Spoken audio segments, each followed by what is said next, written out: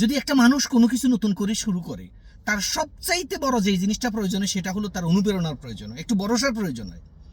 যদি একটা মানুষ তার পাশে থেকে আশপাশের মানুষরা যদি তাকে উৎসাহ দেয়, হ্যাঁ তুমি পারবে, হাল ছেড়ে দিও না, চেষ্টা করো, কোনো না কোনোভাবে বিকল্প রাস্তা বের করো, তুমি যেভাবে হোক তুমি নিজেকে এই অবস্থানে দাঁড় করাইতেই পারবে।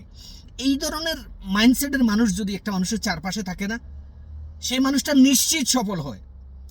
আর যদি তার চতুর্পাশে নেগেটিভ মাইন্ড, সবসময় নেগেটিভ জিনিস, হওয়ার জিনিসও হবে না, যা সে করতে পারবে সেটাও পারবে না, কারণ তার মনোবল ভেঙে যাবে।